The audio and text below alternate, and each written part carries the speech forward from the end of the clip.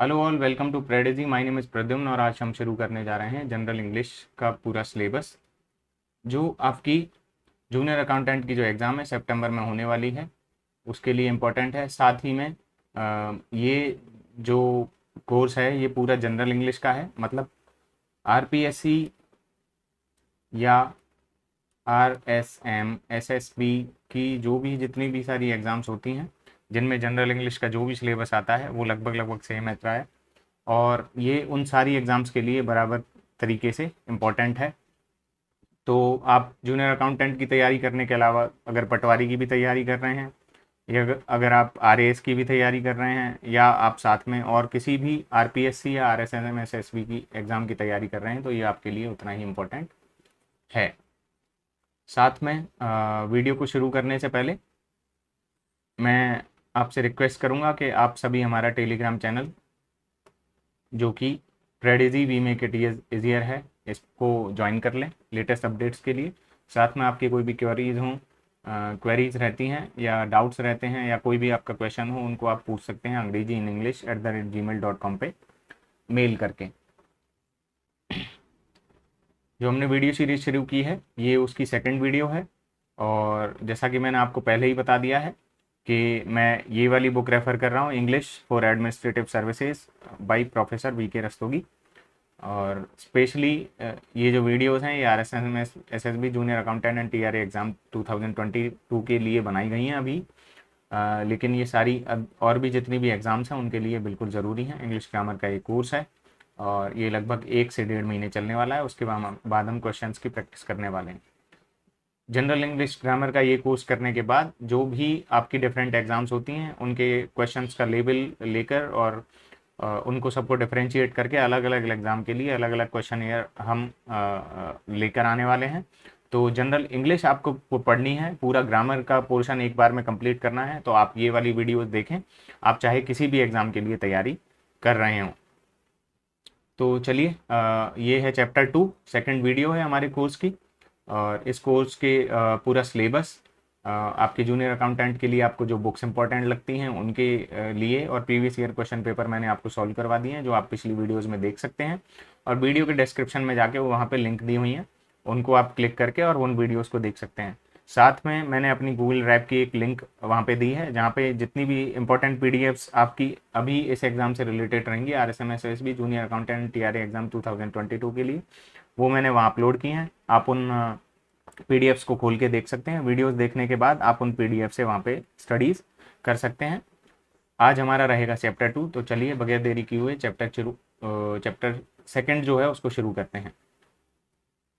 तो कल हमने डिटर्मिनर का जो है वो बेसिक देख लिया था, डिटर्मिनर्स के क्या होते हैं, डिटर्मिनर्स के पार्ट्स कौन कौन से हैं, डिटर्मिनर्स के टाइप्स कौन कौन से हैं, उन टाइप्स के सब टाइप्स कौन कौन से हैं, ये सब हम डिटेल में कल डिस्कस कर चुके हैं।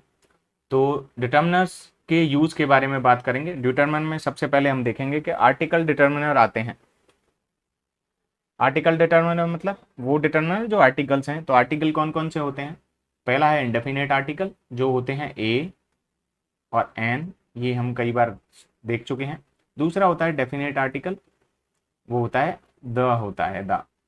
उसके बाद है जीरो आर्टिकल, ये आर्टिकल का कोई टाइप नहीं है लेकिन ये वो कंडीशन है जहाँ पे ना तो इंडेफिनेट आर्टिकल ना ही डेफिनेट आर्टिकल यूज़ किए जाएं, उसको जीरो आर्टिकल वाली पोजीशन कहते हैं। वहाँ पे कोई भी आर्टिकल यूज नहीं किया जाता है, इसलिए इस कंडीशन को जीरो आर्टिकल बोला जाता है। तो हमारे 3 कंडीशंस बन जाती हैं। पहली कंडीशन रहेगी जहाँ पे इंडेफिनेट आर्टिकल्स का यूज़ किया जाएगा जो ए और एन होते हैं। दूसरी कंडीशन होती है डेफिनेट आर्टिकल का यूज़ किया जाएगा वहाँ पर जो दा होता है, और जीरो आर्टिकल जहाँ पे ए एन दा में से कुछ भी नहीं लगेगा और उस सेंटेंस में उस वर्ड से पहले कुछ भी नहीं लगता है तो उसको हम जीरो आर्टिकल वाली पोजीशन बोलते हैं, जीरो आर्टिकल वाली कंडीशन हम उसे कहते हैं।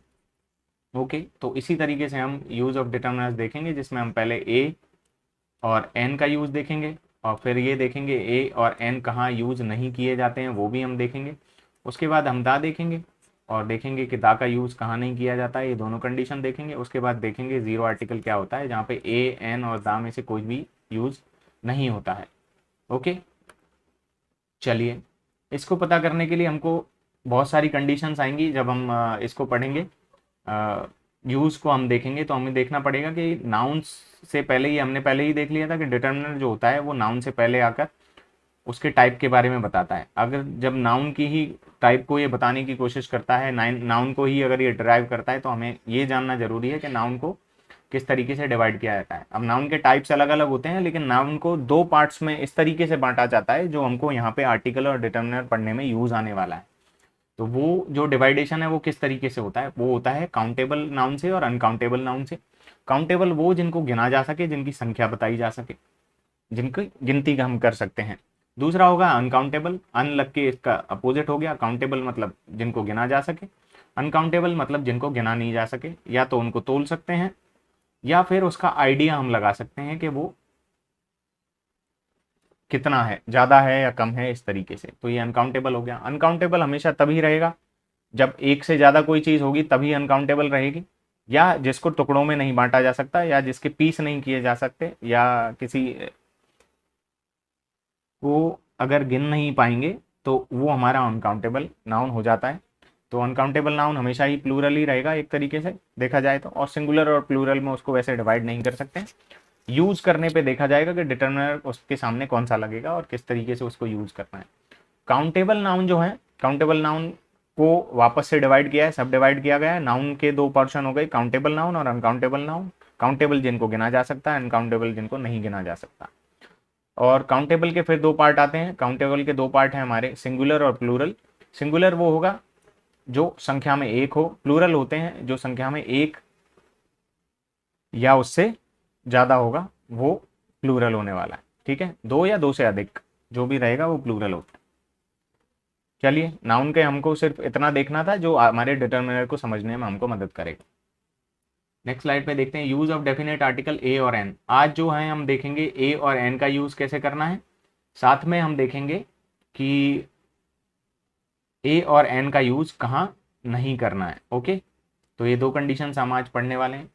तो सबसे पहले ए का यूज हम करते हैं किसी भी सिंगुलर काउंटेबल नाउन से पहले, जहाँ पे ए का सेंस निकलता है वन, मतलब किसी एक चीज के बारे में बात करते हैं। तो ए का मीनिंग यहाँ पर अब देखेंगे कि वन होता है, और ये सिंगुलर काउंटेबल नाउन से पहले यूज किया जाएगा, जो कि कोई डेफिनेट नहीं होता है। मतलब डेफिनेट किसी चीज की तरफ इशारा नहीं करेंगे हम, पर्टिकुलर नहीं होगा या प्रॉपर नहीं होगा। ठीक है, तो प्रॉपर नहीं होने वाला है। जैसे ए बॉय, एक लड़का है, आप किसी लड़के की बात कर रहे हैं, लेकिन आपने डेफिनेटली नहीं बताया कि आप किस लड़के की बात कर रहे हैं। एन एलिफेंट, एक हाथी है, और आप उसमें डिसाइड नहीं कर रहे हैं कि कौन से हाथी के बारे में बात की जा रही है। ठीक है, तो ये नॉट डेफिनेट होगा, पार्टिकुलर नहीं होगा और प्रॉपर भी नहीं होगा, लेकिन ये सिंगुलर काउंटेबल नाउन होगा। सिंगुलर लड़का है, उसको हम गिन सकते हैं, 1 2 3 4 5 100 1000, जितने भी लड़के हैं उनकी गिनती की जा सकती है।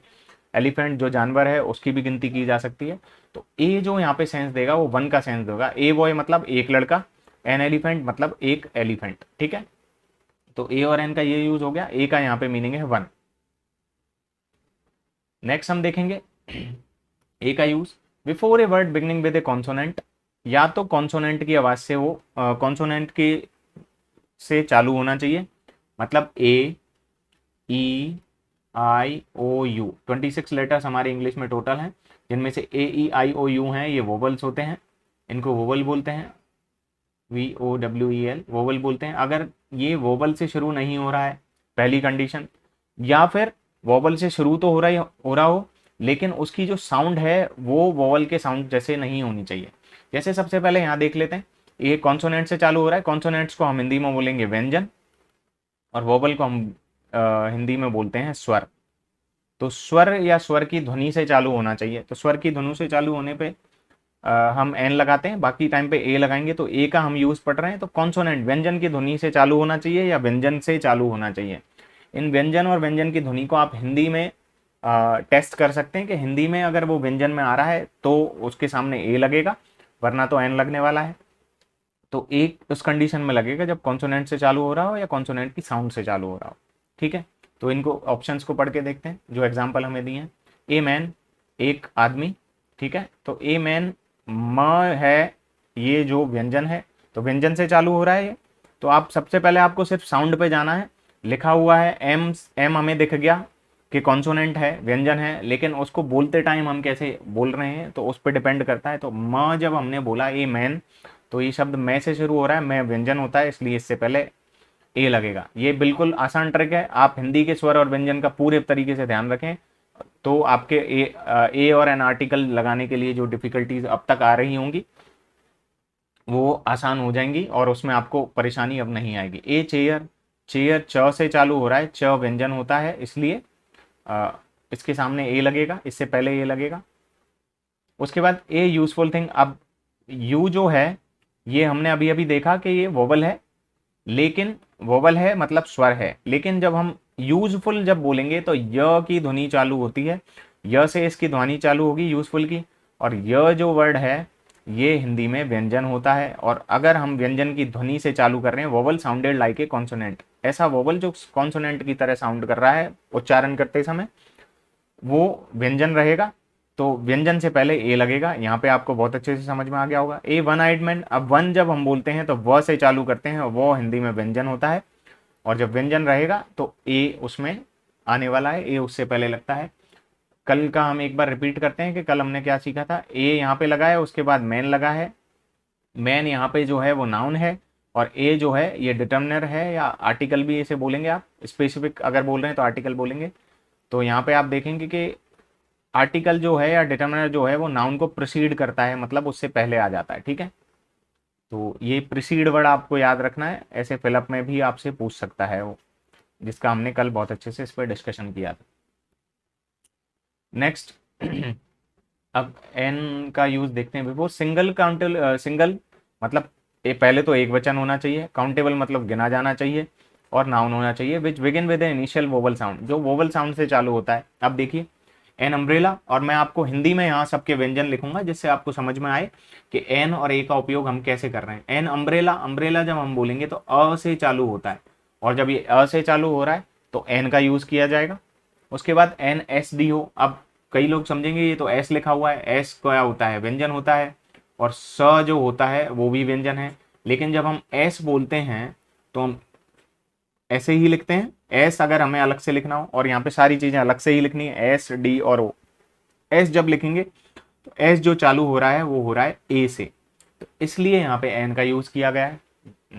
मुझे लगता है कि आपको बहुत अच्छे से समझ में आ गया होगा।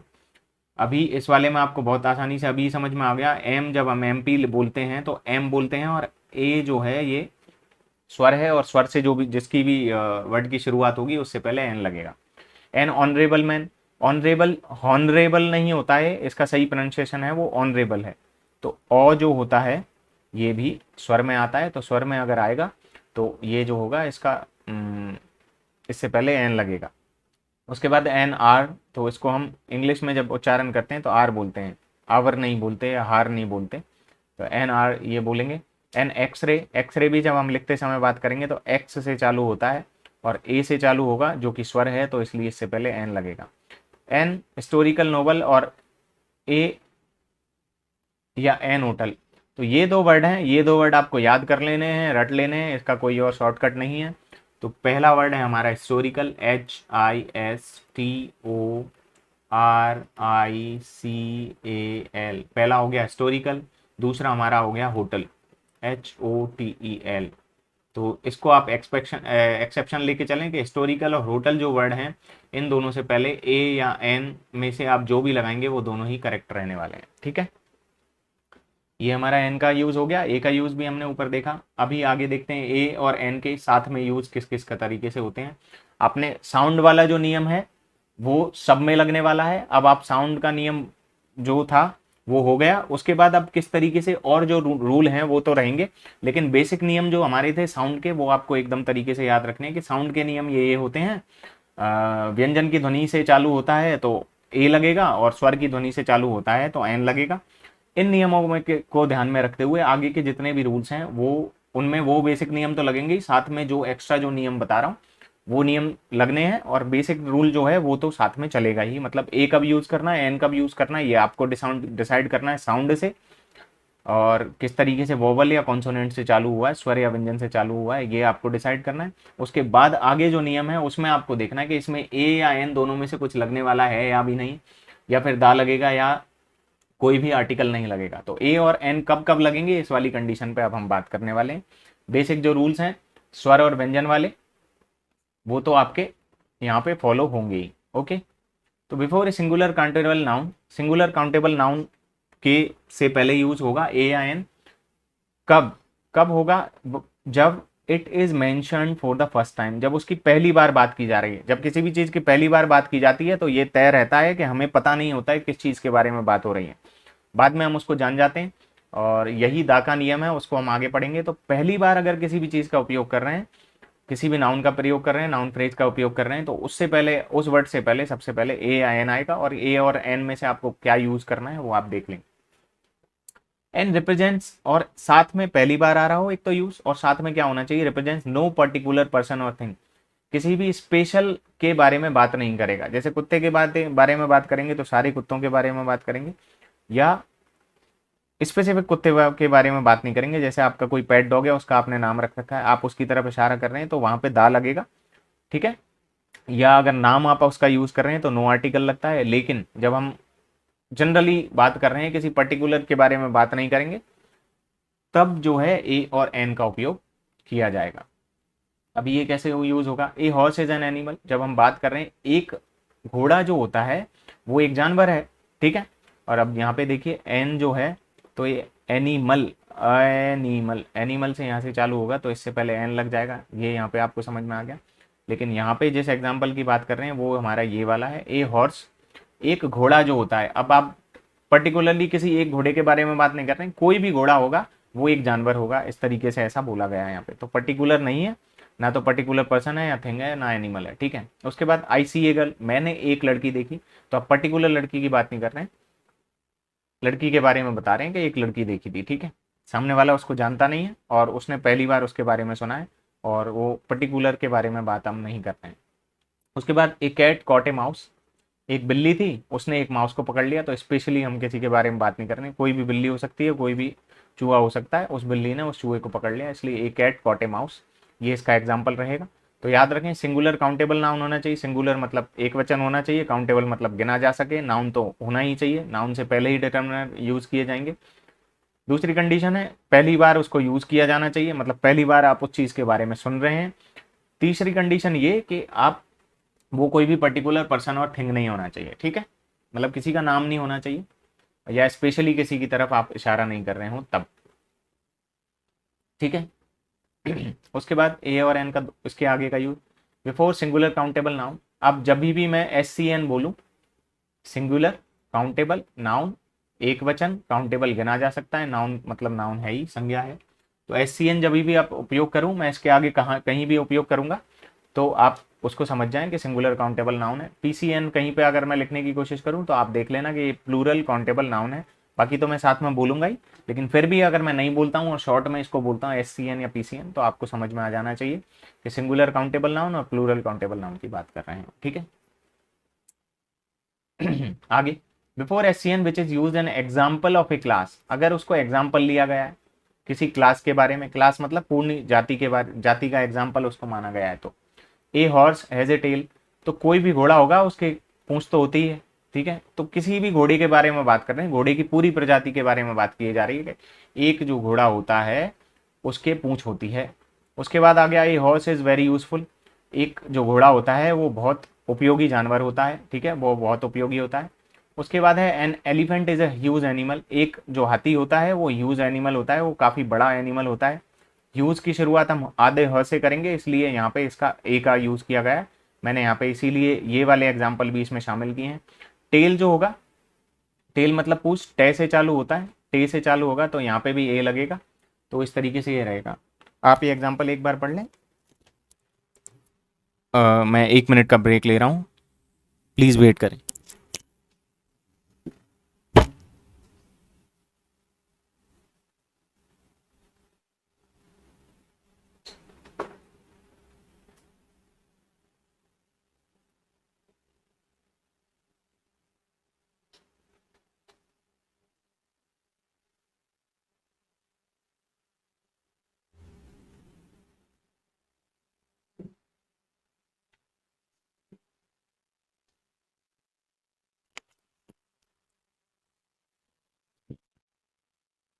यस, चलिए वापस से चालू करते हैं। आई एम सॉरी, एक्चुअली जो लैपटॉप का प्लग था वो अनप्लग हो रखा था और पावर सप्लाई नहीं थी।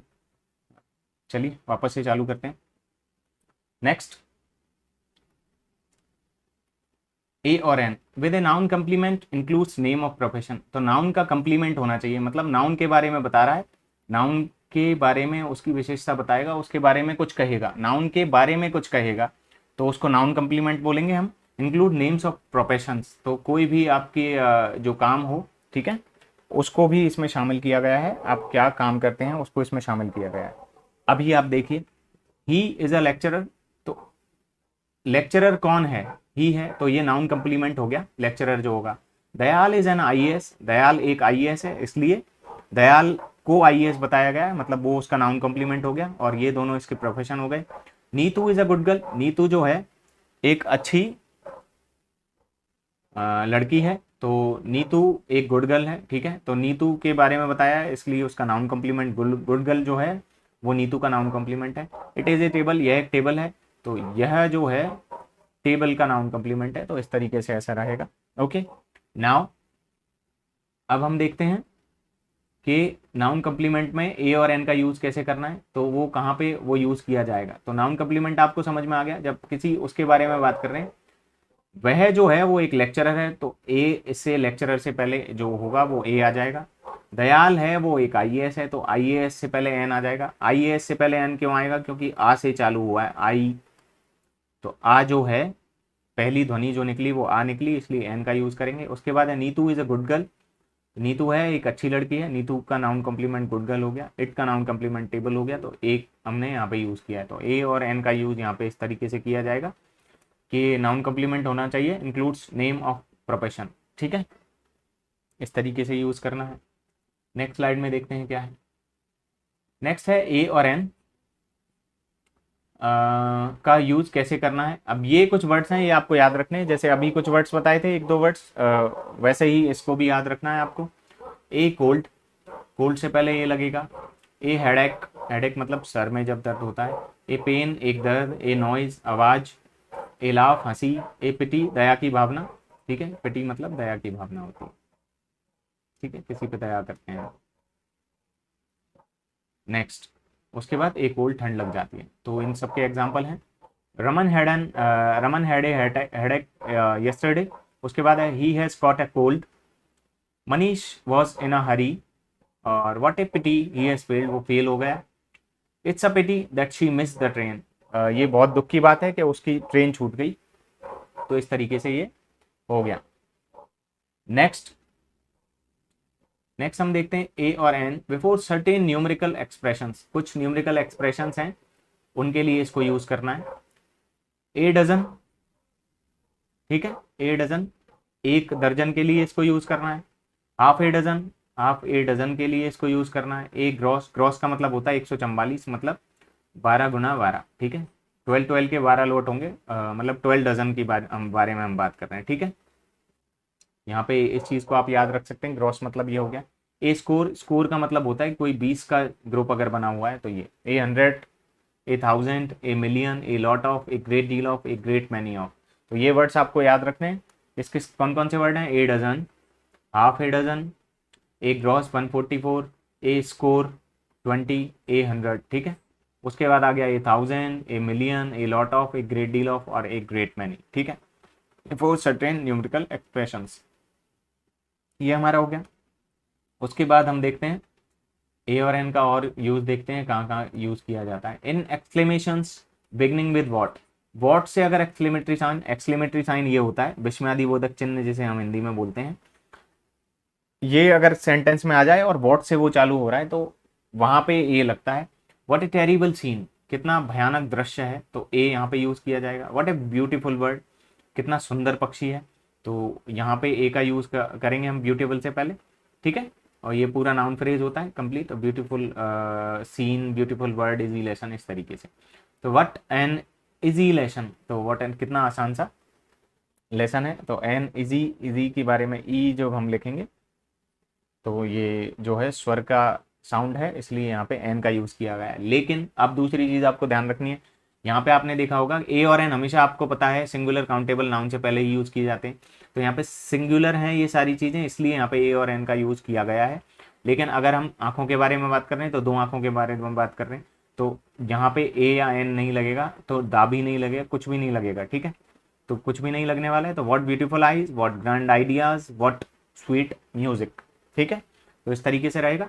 सिंगुलर काउंटेबल नाउन, नाउन तो पहली शर्त है, तो ये आपको बहुत पहले ही मैंने बता दिया। और वोवल और कॉन्सोनेंट साउंड वाली आप ए और एन में उससे डिफरेंशिएट कर पाएंगे कि ए कहाँ लगना है और एन कहाँ लगना है, इसको डिफरेंशिएट करने के लिए साउंड की बात होगी। और सिंगुलर काउंटेबल नाउन तो होना ही चाहिए ए और एन का यूज करने के लिए, क्योंकि उनका मतलब ही एक चीज से होता है, ठीक है। नेक्स्ट, ए और एन का यूज अब क्या होगा और क्या यूज है। With N uncountable noun when it is modified और क्वालिफाइड, किसी अनकाउंटेबल नाउन के साथ भी यूज किया जा सकता है जब उसको मॉडिफाई किया गया हो, मतलब जो उसका नॉर्मल ई अर्थ निकलता है उस अर्थ के अलावा कुछ आप जोड़ के उसका अर्थ निकालना चाहते हैं, तो और उसके बाद क्वालिफाइड, या तो मॉडिफाई किया गया हो या क्वालिफाई किया गया हो और ज़्यादा, ठीक है। तो Mukta had an eagerness for life, वो जीवन के प्रति बहुत ज़्यादा पॉजिटिव रहती है, तो ईगरनेस है उसकी तरफ, ठीक है। An exact knowledge of some theory is good, तो इन पे जोर दिया जा रहा है इन चीज़ों के ऊपर, इसलिए ए और एन का यूज़ करते हैं। He is carrying a heavy burden, तो इस तरीके से यहाँ पे इन पे इनको मॉडिफाई किया गया है, इनको क्वालिफाई किया गया है, इसलिए यहाँ पे ए और एन का यूज़ किया जाता है। तो लाइफ पे हम लिखते ही तो हो सकता है ए यूज़ नहीं होता, ठीक है, और नॉलेज के लिए, लेकिन ईगरनेस यहाँ जोड़ दिया, एग्जैक्ट यहाँ जोड़ दिया, हैवी वर्डन यहाँ जोड़ दिया, ठीक है। तो इस तरीके से इनको मॉडिफाई किया जाता है, जोड़ देखने के लिए उसको यूज़ किया जा रहा है, तब ए और एन का यूज किया जा सकता है। नेक्स्ट क्या है ए और एन का use. In expression of price, अगर हमको किसी चीज़ की रेट बतानी हो कि कौन कितने रुपए किलो आता है या कितने का एक पीस है, इस तरीके से। रेशो हमें बताना हो कि आधा हो गया या डबल हो गया या ट्रिपल हो गया, इस तरीके से, ठीक है। स्पीड हमें बतानी हो किस स्पीड से कोई चीज़ चल रही है। फ्रिक्वेंसी मतलब आप कितने दिन में कोई काम करते हैं, फ्रिक्वेंसी क्या है, ठीक है। जैसे मैं रोज एक वीडियो बनाता हूँ तो I make a video daily, ठीक है। तो ए जो होगा वो उसके बारे में बात करेगा, फ्रिक्वेंसी के बारे में। चलिए यहाँ पर एक देख के समझने की कोशिश करते हैं। ऑरेंजेस सेल एट 5 रुपये ए किलो, 5 रुपये का 1 किलो मिलता है, इसलिए यहाँ पे ए और एन का यूज सिर्फ इसलिए किया जाता है क्योंकि आप जब प्राइस बताएंगे किसी चीज़ की, प्राइस आप कैसे बताते हैं, एक चीज़ के लिए बताते हैं, एक रेट के लिए बताते हैं कि एक चीज़ इतने की आती है या 1 किलो इतने का आता है। स्पीड जब आप बताते हैं तो 1 घंटे के बारे में बात करते हैं या 1 मिनट के बारे में बात करेंगे या 1 सेकंड के बारे में बात करेंगे। फ्रिक्वेंसी की अब जब बात करते हैं तो आप एक किसी पर्टिकुलर टाइम पीरियड के बारे में बात करेंगे कि इतने दिन में एक बार ये काम होगा, ठीक है। रेशो भी यही होता है, एक से ही उसकी रेशो देखा जाता है, कहीं कोई भी चीज़ का रेशो होगा वो 1:2 ही समथिंग होगा, 3 होगा, 4 होगा, 5 होगा या 1.5 होगा, जो भी होगा वो एक के सामने लिया जाता है कि ये चीज़ एक है तो दूसरी वाली कितनी होगी, यही रेशो है। तो एक इसका बेसिक होता है, इसलिए और ए और एन का यूज़ किया जाता है। असली रीज़न ये है कि ए और एन यूज़ क्यों करना है। तो 5 रुपये का 1 किलो मिलता है, ठीक है। तो इसलिए रेट बताने के लिए, इसलिए ये नियम बन गया कि प्राइस बताने के लिए, रेट बताने के लिए, रेशो बताने के लिए, स्पीड बताने के लिए, फ्रिक्वेंसी बताने के लिए। तो oranges sell at 5 rupees a kilo, the maximum speed is 60 miles an hour, मतलब 1 घंटे में। आर का मैंने आपको बता दिया, आर हम इसे बोलते हैं, इसलिए आ है, आ जो है वो वोवल की साउंड है, इसलिए एन यूज़ करेंगे। He drinks thrice a week, वो पीता है थ्राइस ए वीक, सप्ते में 3 बार। तो 1 वीक का मतलब यहाँ पे निकला, इसलिए फ्रिक्वेंसी में यूज हो गया। उसके बाद है land price here is 200 rupees एक यार्ड, एक यार्ड में 200 रुपये में 1 यार्ड मिलता है, ठीक। लैंड की जो प्राइस है, ज़मीन की जो यहाँ पे रेट है वो ऐसी है, ठीक है। तो इस तरीके से आपको समझ में आ गया, प्राइस को बताने के लिए, रेशो को बताने के लिए, स्पीड और फ्रिक्वेंसी को बताने के लिए यूज़ करते हैं ए और एन का। और ए और एन आपको कहाँ लगाना है, ये आपको वोवल और कॉन्सोनेंट साउंड, मतलब स्वर और व्यंजन को देखते हुए आप आराम से लगा सकते हैं। मैं बार बार मैं यहाँ पे स्वर और व्यंजन इसलिए लिख रहा हूँ क्योंकि आपको इसकी आदत पड़ जाए कि कैसे मेरे को स्वर और व्यंजन देख के ए और एन में डिफ्रेंशिएट करना है, कि कहाँ पे ए लगेगा, कहाँ पे एन लगेगा। इसको जानने के लिए आपको उच्चारण आपके बहुत एकदम ठीक होने चाहिए, ठीक है। नेक्स्ट नेक्स्ट है हमारा in the sense of same, जब हम किसी चीज़ को सेम बताने के लिए बात करते हैं, ठीक है, मतलब किसी एक ही ग्रुप की चीज़ के बारे में बात करेंगे या किसी एक ही चीज़ से संबंध रखने वाली चीज़ के बारे में बात करेंगे, तो एन का, ए या एन का उपयोग किया जाता है। जैसे words of a feather flock together, ठीक है। एक ही तरीके के जो पक्षी होते हैं उनके पंख होते हैं वो एक साथ ही रहते हैं, मतलब एक ही प्रजाति के जो पक्षी होंगे वो एक साथ रहते हैं, ये इसका कहने का मीनिंग है। और एक तरीके से कहने का मीनिंग ये है कि जो जिन लोगों की मानसिकता एक जैसी होती है वो लोग साथ साथ रहते हैं, ठीक है, उनमें बनती है। तो words of a feather flock together, तो यहाँ पे सेम का बता रहा है। ए फेदर का मतलब है समान जिनके पंख होते हैं, तो समान का जो है वो मीनिंग यहाँ पे समान का मिलता है, ठीक है। यहाँ पे जो मीनिंग निकलेगा वो निकलेगा समान होने का। There are two sides of a coin, एक ही कॉइन की बात कर रहे हैं, सेम कॉइन की हम बात कर रहे हैं। एक ही कॉइन के दो जो होते हैं वो चेहरे होते हैं, टू साइड्स होती हैं, हेड एंड टेल, ठीक है। उसके बाद होता है टू एट ए टाइम, एक ही समय में दो, एक समय में दो दो चीजें मैं उठा सकता हूँ, एक समय में दो सब्जेक्ट पढ़ सकता हूँ, एक समय में दो लैंग्वेज सीख सकता हूँ, एक समय में दो सब्जेक्ट देख सकता हूँ, ठीक है। इस तरीके से टू एट ए टाइम, एक समय में दो, ठीक है। एक कॉइन के दो पहलू, एक ही तरह के फेदर के पक्षी, इस तरीके से। तो सेंस जो यहाँ पे निकल रहा है वो सेम का सेंस निकलता है, ओके। नेक्स्ट नेक्स्ट जो है वो है हमारा बिफोर ए प्रॉपर नाउन। एक प्रॉपर नाउन से पहले भी यूज किया जा सकता है, अब राम से पहले यूज किया जा सकता है। अब आप देखेंगे सर राम से पहले तो कुछ भी यूज नहीं किया जा सकता क्योंकि ये तो प्रॉपर नाउन है, ठीक है। और हमने पढ़ा है कि प्रॉपर नाउन जो होता है उससे पहले कोई भी आर्टिकल यूज नहीं होता किसी के भी नाम से पहले। लेकिन किस कंडीशन में हो सकता है उसको जानने की कोशिश करते हैं, और वहां पे ए और एन का यूज किस तरीके से किया जाएगा। प्रॉपर नाउन के साथ हो सकता है, लेकिन दूसरी कंडीशन क्या होनी चाहिए कि जिस भी पर्सन का नाम यूज किया गया है, ठीक है, वो बोलने वाले के लिए अननोन होना चाहिए, मतलब अनजान होना चाहिए। अगर मेरे लिए कोई व्यक्ति अनजान है तो मैं यही कहूँगा, जैसे हम हिंदी में हमेशा बोलते हैं, अरे कोई राम आया था तुमसे मिलने के लिए, अरे कोई शाम आया था तुमसे मिलने के लिए। तो कोई शाम का मीनिंग ये है कि आपके लिए वो अननोन है, जिससे आप बोल रहे हैं हो सकता है वो उसको जानता हो अच्छे से, तो वो उसको राम कह के ट्रीट करेगा और उससे पहले आर्टिकल नहीं लगेगा। लेकिन आप नहीं जानते, आपने सिर्फ उसको बताया कि कोई राम आपसे मिलने आया था, आपके लिए वो ना तो इम्पोर्टेंट है और ना ही आप उसको जानते हैं, आपके लिए वो बिल्कुल अननोन है। इस कंडीशन में प्रॉपर नाउन से पहले ए और एन का यूज किया जा सकता है। इसमें दो सेंटेंस लिखे हुए हैं। There is a certain mister Sharma at the door, कोई मिस्टर शर्मा है वो गेट पे आए हुए हैं।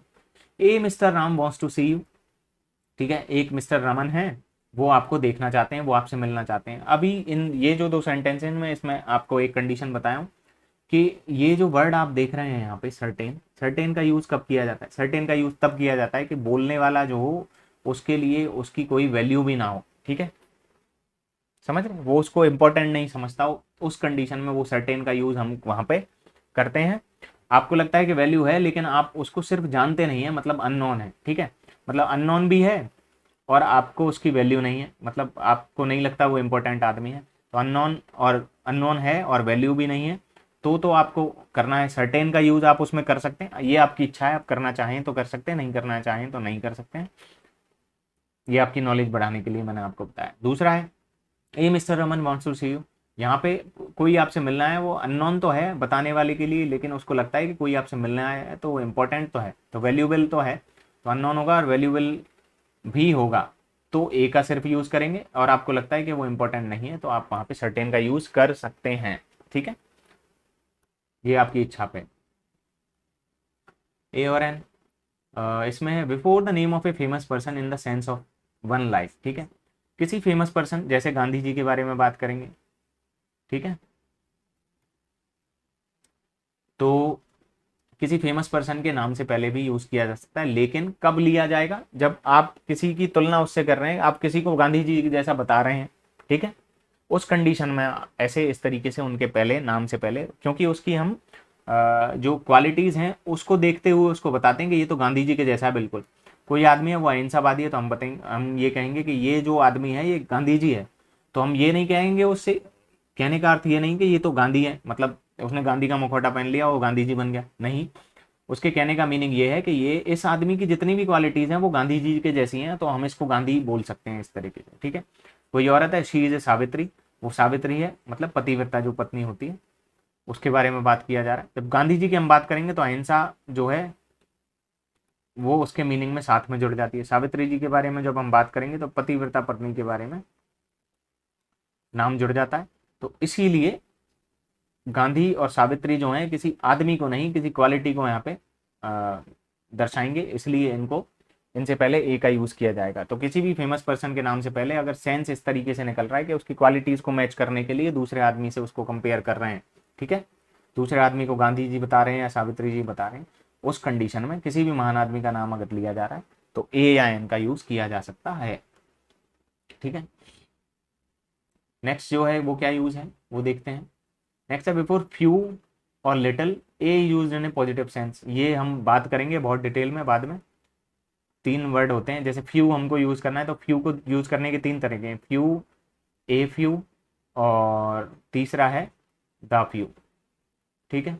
इसी तरीके से हम इसमें लिटिल भी जोड़ सकते हैं, तो लिटिल और लिटिल रहेगा, लिटिल और फ्यू रहेगा, ए फ्यू और ए लिटिल इसमें हम जोड़ सकते हैं, ठीक है। ऊपर स्पेलिंग गलत हो गई, ये ठीक है। और नीचे है दोबारा लिटिल, ठीक है। तो इस तरीके से few, a few, the few, little, a little और द लिटिल। तो कब यूज करते हैं, ए को यूज किया जाता है तब जब आप पॉजिटिव सेंस में बात कर रहे हैं। अभी पॉजिटिव सेंस में बात करने का मीनिंग क्या है वो मैं समझाता हूँ इन एग्जाम्पल से। मनीष तो के फ्यू बिस्कुट, मनीष ने कुछ बिस्किट ले लिए, तो कुछ बिस्किट ले लिए मतलब उसने जरूरत के हिसाब से बिस्किट ले लिए, वो ना के बराबर नहीं है, ठीक है, मतलब उससे उसका काम चल जाएगा, इस तरीके से वो बिस्किट होते हैं, तो ना के बराबर नहीं है, इसलिए मनीष तो के फ्यू बिस्किट्स, तो सम बिस्किट्स उसने लिए हैं, सम के मीनिंग में ए यहाँ पे यूज किया जा सकता है फ्यू का जिम। मनीष तो के लिटिल शुगर, मनीषा ने कुछ चीनी ले ली, कुछ चीनी में ले ली मतलब उसकी काम चल गया, उसका चाय में जितनी चीनी डालनी थी वो मिल गई उसको, दूध में जितनी चीनी डालनी थी उसको वो मिल गई।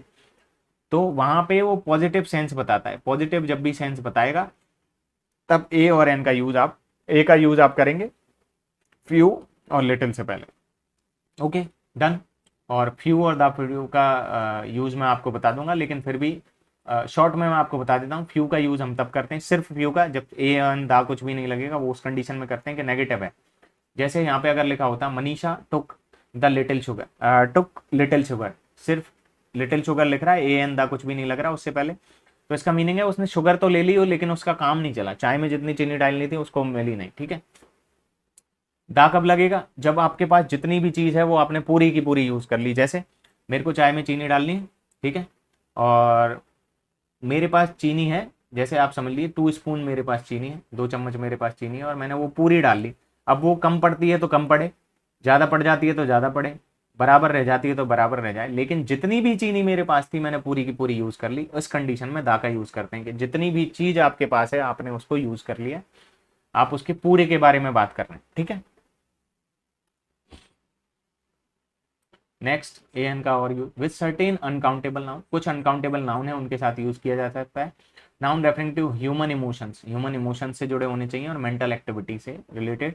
We often use a an an when are limiting their meaning in some way, उस कंडीशन में उनका यूज करेंगे जब हमका उनका जो मीनिंग है उसको लिमिट करना चाहते हैं। जनरली उनका जो मीनिंग होगा उससे हटके उनके मीनिंग को हम लिमिट करते हैं, तब इसका यूज करते हैं। जैसे कि his father wanted him to have a good education, education जो है उसका जनरली हम यूज करेंगे तो एजुकेशन यूज करते हैं, ए एजुकेशन यूज नहीं करते, लेकिन वो उसको लिमिट कर रहा है कि एक अच्छी उसको पढ़ाई करवाना चाहते हैं। जैसे मान लो वो करवाना चाहते हैं, उनको आईआईटी करवाना चाहते हैं, यूपीएससी की प्रिपरेशन करवाना चाहते हैं, या कोई स्पेशली किसी एग्जाम से रिलेटेड वो बात कर रहे हैं या किसी स्पेशली पढ़ाई से बारे में बात कर रहे हैं, तो उनको एक अच्छी पढ़ाई करवाना चाहते हैं। कुछ भी पढ़ाई कर ले ऐसा नहीं, कुछ अच्छी पढ़ाई उस पर करवाना चाहते हैं अपने बच्चे को, तो इस तरीके से।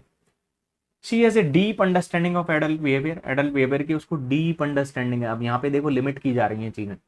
We are having a terrible weather, weather जो है वो टेरिबल है। It is an interesting work, तो इंटरेस्टिंग वर्क इस तरीके से अगर उसको लिमिट करने के लिए यूज किया जा रहा है तब वहां पे हम ए और एन का यूज करते हैं।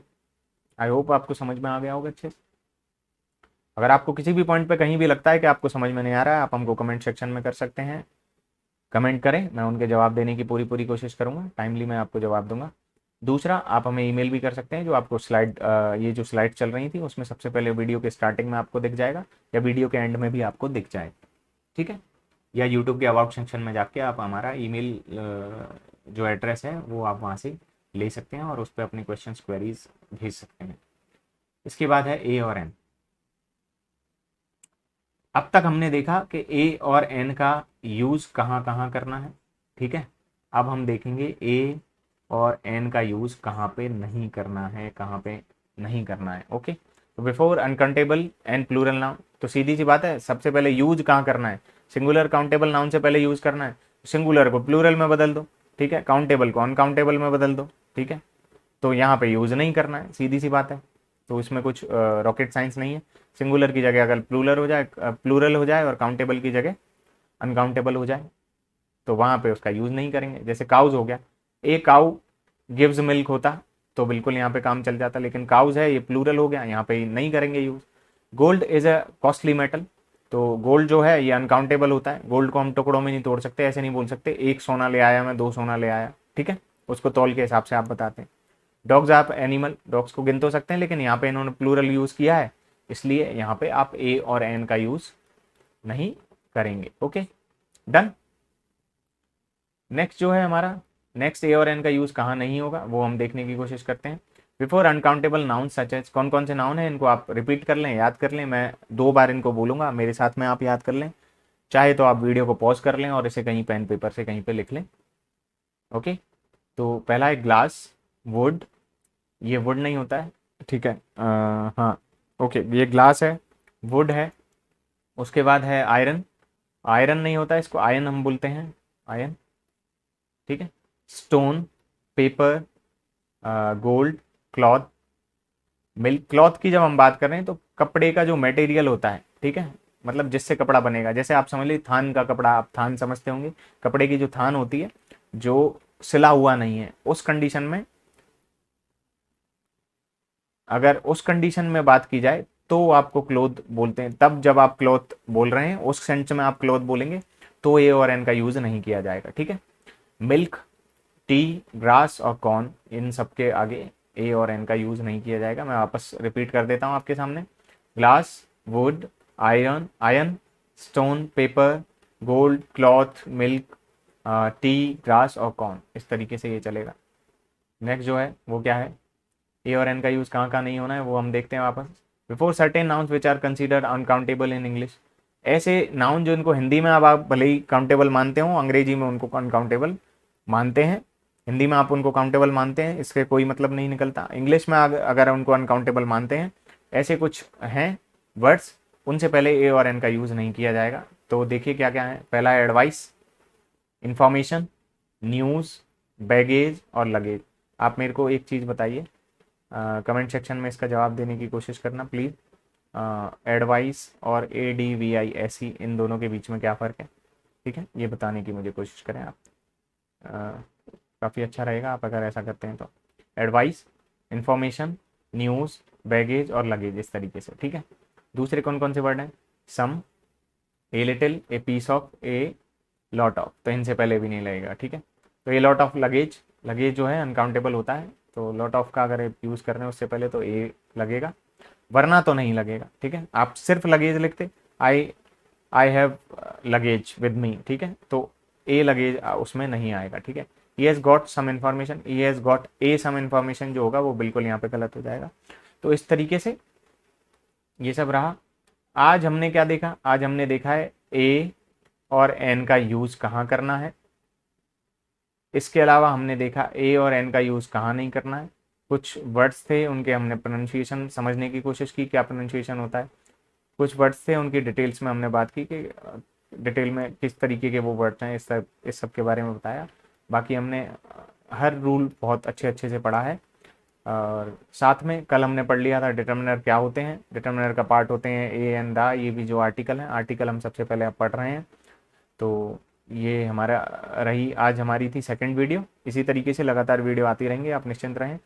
1 से 1.5 महीना इसमें लगेगा, उसके बाद हम क्वेश्चंस करेंगे। सितंबर में आपकी एग्ज़ाम के लिए बताया जा रहा है। अभी तक कोई भी नोटिफिकेशन नहीं आया एग्ज़ाम फॉर्म फिलिंग को लेके, लेकिन जो कैलेंडर है RSMSSB का उसमें बताया है कि सितंबर में आपकी एग्ज़ाम हो जानी है। तो जून या जुलाई में, जून में लगभग 3 महीने पहले आ जाना चाहिए। तो जून में आपका जो है ये नोटिफिकेशन आ जाएगा और वैकेंसीज़ के बारे में आपको पता लग जाएगा। बाकी सारी डिटेल तो पता लगी गई है कि कितनी वैकेंसीज़ आनी हैं, कब एग्ज़ाम होना है वगैरह वगैरह। तो बगैर देरी किए हुए आपको इसकी तैयारी करना चालू कर देना चाहिए। आपको कौन सी बुक्स लेनी है, कौन सी बुक्स पढ़नी है, ये हमारी पुरानी वीडियोस में आप देख चुके हैं। और डिस्क्रिप्शन में जो आज पहली बार इसको देख रहे हैं, सबसे पहले तो सारी पुरानी वीडियोस देखें जिसमें हमने प्रीवियस ईयर क्वेश्चन पेपर कराए हैं, सिलेबस के बारे में डिटेल में डिस्कशन किया है, और साथ में डिस्कशन किया है हमने कौन सी बुक्स आपके लिए ज़रूरी हैं, कौन सी बुक्स पढ़नी है, कौन सी नहीं पढ़नी है, कहाँ से आपको कौन सा टॉपिक उठाकर पढ़ना है। उसके अलावा कल हमने ये चालू किया है जो है जनरल इंग्लिश का, इंग्लिश ग्रामर का जो है सिलेबस, पूरा कंप्लीट कोर्स रहेगा ये RSMSSB junior accountant and TRA exam 2020 के लिए, 22 के लिए। साथ में आपको ये बता दूंगा मैं कि ये जो कोर्स है ये RPSC की किसी भी एग्ज़ाम के लिए बिल्कुल आपको बहुत मदद करने वाला है, बहुत काम आएगा। जैसा कि मैंने आपको बताया, लगभग RPSC की किसी भी एग्ज़ाम में ये जो बुक है, ये इसमें से क्वेश्चंस पूछे जाते हैं। मतलब बेसिक्स अगर आपको क्लियर करने हैं अपने सबसे पहले, तो आपको प्रोफेसर VK रस्तोगी की इंग्लिश वाली जो बुक होती है ये आपको पढ़नी होती है। उसके बाद आप दूसरी बुक्स पढ़ सकते हैं। तो RPSC के जितने भी पेपर हैं, जैसे RAS है, पटवारी है, उसके बाद हो गया आपका एक कंप्यूटर वाली अभी जो एग्ज़ाम चल रही है उसके लिए आप पढ़ सकते हैं। बाकी जितनी भी पुलिस की एग्ज़ाम होती हैं उनमें आप पढ़ सकते हैं। साथ में BDO की जो एग्ज़ाम आई थी अभी उसके लिए आप पढ़ सकते हैं। वनपाल वन रक्षक वाली जो वैकेंसी आने वाली है उसके लिए पढ़ सकते हैं। तो आप किसी के लिए भी इनको रेफ़र कर सकते हैं, इन वीडियोस को। मैं आपको विश्वास दिलाता हूँ कि ये वीडियोस आपकी बहुत मदद करने वाली हैं किसी भी एग्ज़ाम के लिए। RPSC का कोई भी एग्ज़ाम हो, आपके लिए वीडियोस मदद करेंगे, ठीक है। मैं आपको वापस से रिक्वेस्ट करता हूँ, please pred easy we make it easier Telegram channel है हमारा, इसको आप ज्वाइन कर लें। आपके कोई भी क्वेरीज हैं, क्वेश्चंस हैं, कोई भी डाउट हैं, उनको आप अंग्रेजी इन इंग्लिश @gmail.com, ये हमारा ईमेल अकाउंट है, इस पर भेजें। अबाउट सेक्शन में आपको ये ईमेल मिल जाएगा, वहाँ से आप उसको ले सकते हैं। टेलीग्राम चैनल इस नाम से आपको मिल जाएगा, सेम यही वाला जो लोगो है ये वहाँ पे आपको देखने को मिल जाएगा। तो आप वहाँ से उसको ज्वाइन कर सकते हैं, क्योंकि वहाँ पे जैसे आज मैंने ये लेक्चर पढ़ा है तो इसकी वीडियो, इसकी जो PDF है वो आपको मिलेगी, इसकी जो वीडियो की लिंक है वो आपको वहाँ पे मिल जाएगी। जो भी इंपॉर्टेंट PDFs हैं वो मैं वहाँ पे डालता हूँ। साथ में अभी आपको लगता है कि कोई पुरानी वीडियो है जो आपको नहीं मिल पा रही है, आप ढूंढ नहीं पा रहे हैं, तो वो आपको वहाँ से आसानी से मिल जाती है। रेगुलर अपडेट्स आपको वहाँ से मिल जाती हैं। और जैसे जैसे एग्ज़ाम का टाइम नज़दीक आएगा, जब हम क्वेश्चन पेपर सॉल्व करेंगे, तो क्वेश्चन पेपर्स को यहाँ पे डिस्कस करने के लिए जो मोस्ट इंपॉर्टेंट क्वेश्चन पेपर्स रहेंगे, जो थोड़े से टफ रहेंगे, उनको हम यूट्यूब की वीडियो सीरीज़ के थ्रू उनको सॉल्व करने की कोशिश करेंगे। बाकी के जितने भी जो क्वेश्चंस रहेंगे उनको हम टेलीग्राम चैनल के थ्रू सॉल्व करेंगे, ठीक है। तो ये काफ़ी फ़ायदेमंद रहेगा अगर आप ये टेलीग्राम चैनल ज्वाइन करते हैं। क्वेश्चंस के लिए मैंने आपको बता दिया, क्वेश्चंस क्वेरीज डाउट्स के लिए अंग्रेजी इन इंग्लिश @gmail.com पे आप जाके हमको अपने क्वेश्चंस क्वेरीज डाउट्स वगैरह ये हैं, ये सारी चीज़ें भेज सकते हैं। तो आज के लिए सिर्फ इतना ही, कल मिलेंगे इस सीरीज़ की 3rd वीडियोज़ के साथ। Thank you so much for watching. Bye bye. Take care. Have a good day ahead. Thank you so much for watching again. Bye bye.